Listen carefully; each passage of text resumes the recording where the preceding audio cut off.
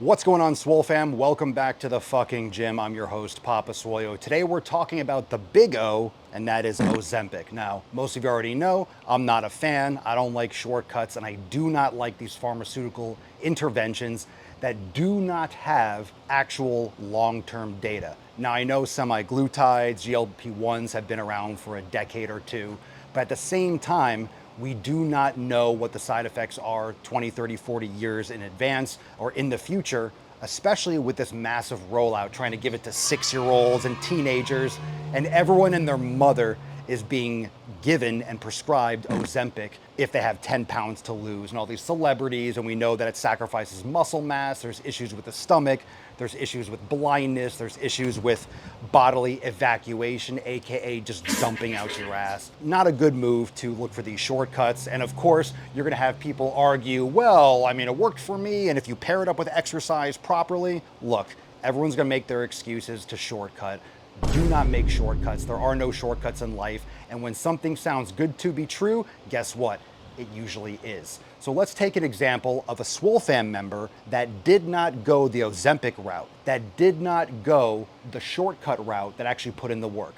Because a lot of you and a lot of members of the SWOLE fam have lost 50, 100, or 200 pounds, and they didn't take these pharmaceuticals. So how did they do it? And one of the reasons why I'm not a fan of fat acceptance and fat phobia and all this BS is because we live in a nerfed society. Everything is padded, there's all these safe spaces emotionally and physically. And people have to understand that why can some people get results but others can't? And when someone loses 50 or 100 pounds, they're usually talking to their friends about it, posting on social media because they're proud of what they've done. And they want to share their success with others because they want other people that are obese to know that it's possible for them. But then you have these influencers online that say, well, that's fat phobic and X, Y, and Z in order to discourage people from actually improving their health. These are grifters. These are losers. So what you need to do is listen to the story from Joan because it's absolutely fire, and I hope it inspires you. And this is what I hate about all that crap with before and after photos. Before and after photos, if they're not photoshopped and scams, they're very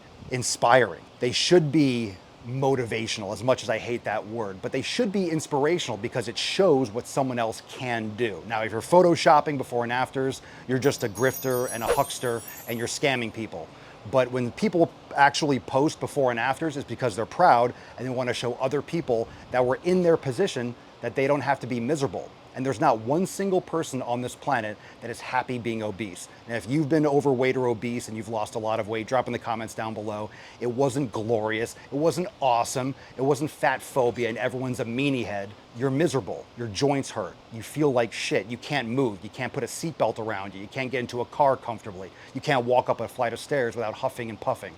All right, so let's check out this post from Joan. Joan says, I wanted to share this comparison photo because I'm really proud of how far I've come. I had someone ask today, and this wasn't the first time, if I had used semaglutides to lose the weight. I said, nope, just started eating better and prioritized exercise and training. Well, imagine that. Pretty sure she didn't believe me, but I could care less. Hard work, good nutrition, and good training works. Keep after it, fam. This is January of 2024 to April of 2025. This is amazing. Look at the picture on the screen. I mean, this is a little over a year, like a year and 3 months. And this is a real before and after. She's not in a bikini, but you can see her stomach, you can see her arms, you can see her face, you can see her neck, you can see her hips. And look at that smile. Look at that smile. Look at the pride on her face. Like, she deserves it. You know, you have like the tight lip smile. You're like, I'm gonna get after it. I really hope this works. And then afterwards, you see the teeth, it's radiating through her eyes. I mean, this is an amazing story of someone who actually put in the work.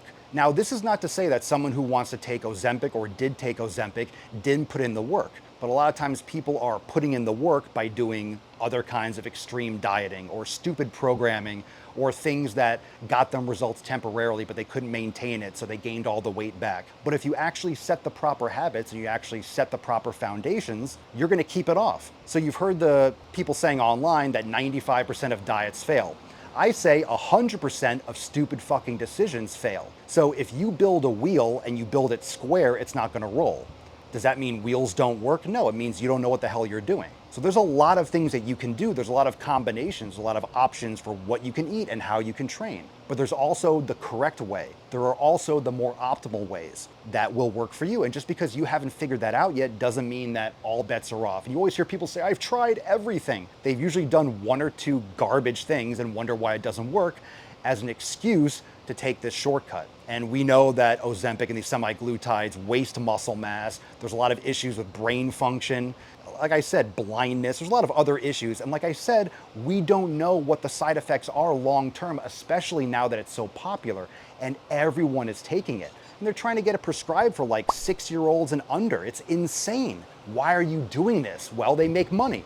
If they get you on Ozempic and they get your mom and your aunt and your sister and your brother's gym teacher, if they get everyone on Ozempic, they get them on prescription subscriptions. And they can make and rake in that money month over month, year over year. They don't care about your health. If you get sicker, great. They get to sell you another prescription and then stack it on, you know? It's a huge problem. So I want to give a big shout out to Joan. Drop in the comments, give your congratulations to Joan. If you want to join, my goodness, if you want to join Joan, myself and all the amazing other members of the SWOLE fam and our brand new Swolenormous app, click the link below, go to swolenormousx.com and join the fam today. I mean, it's absolutely fantastic. I love before and afters, especially when they're legit, you know? I love a good before and after. I love the smile on the face.